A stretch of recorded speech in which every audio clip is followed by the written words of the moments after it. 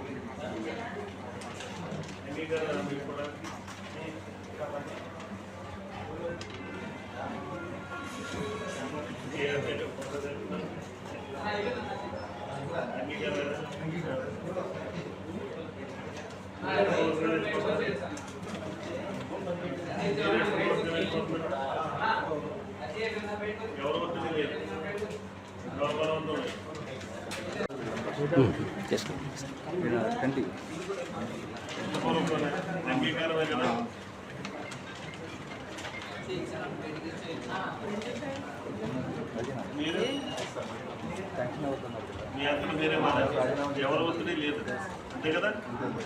ఉందా ఒక్క నిమిషం వెళ్ళిపోతారు. మీ అందరూ మీరే వెళ్ళిపోతారు. మీరు మీ అందరూ బాగా లేదా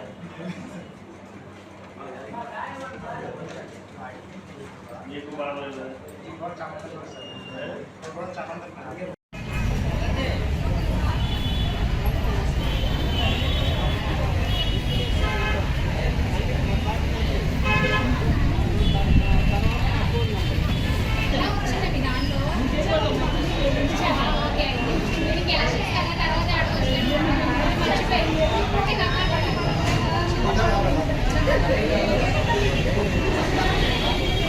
ఇంకా ఇవ్వాల్సిన వాళ్ళు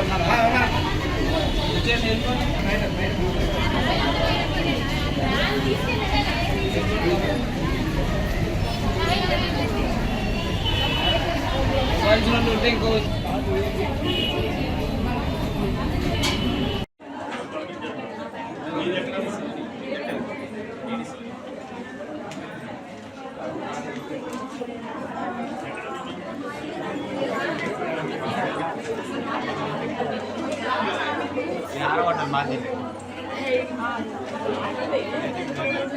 ఆల్రెడీ ఇన్స్ట్రక్షన్స్ ఇచ్చిందని సూచనలు జారీ చేసింది.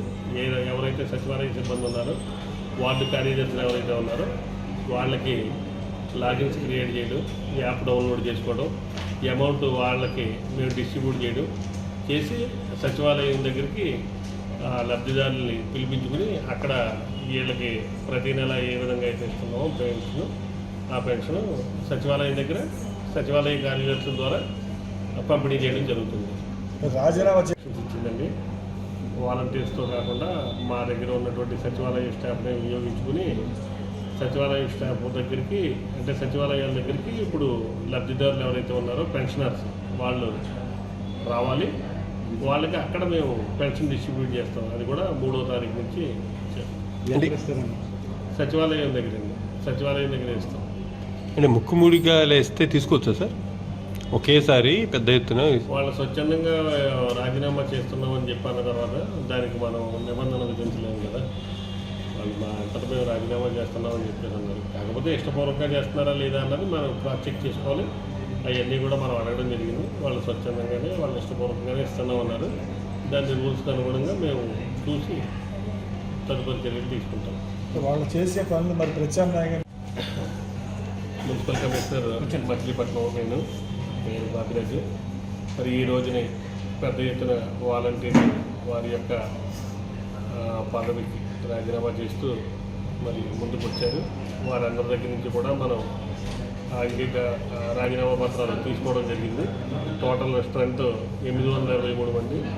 అందులో సుమారుగా 10 నుంచి 15 వరకు వేకెన్సీలు ఉన్నాయి. అవి పోతే మనకి 800+ వాలంటీర్ పోస్టులు ఉన్నాయి. అందులో సుమారుగా 400 వరకు ఈ రోజుని 50% వరకు రాజీనామాలు వాళ్ళు ఇవ్వడం జరిగింది. వాళ్ళందరినీ కూడా అడగడం జరిగింది.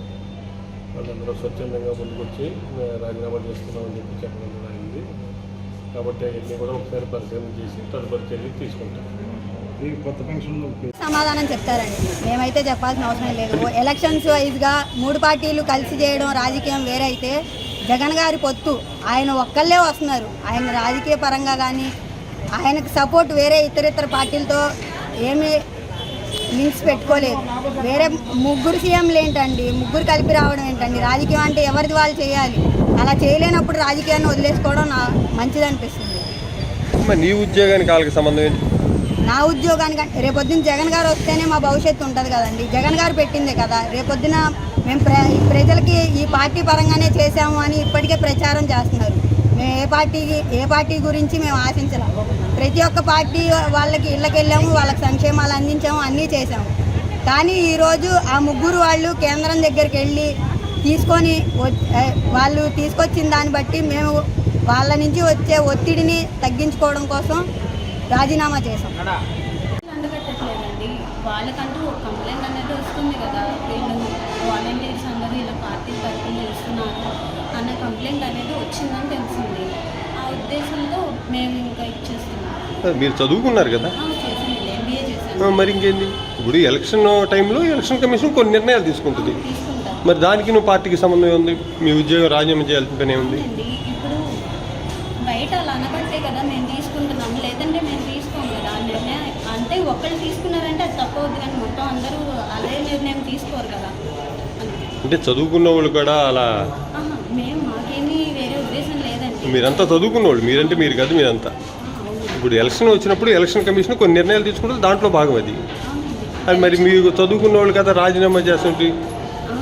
ఇప్పుడు ఎలక్షన్ కమిషన్ అనేది ఏది విడిగా నిర్ణయాలు ఏమీ తీసుకోరు. బయట ఉన్న పరిస్థితిని బట్టి వాళ్ళు నిర్ణయాలు తీసుకుంటారు ఏవైనా సరే.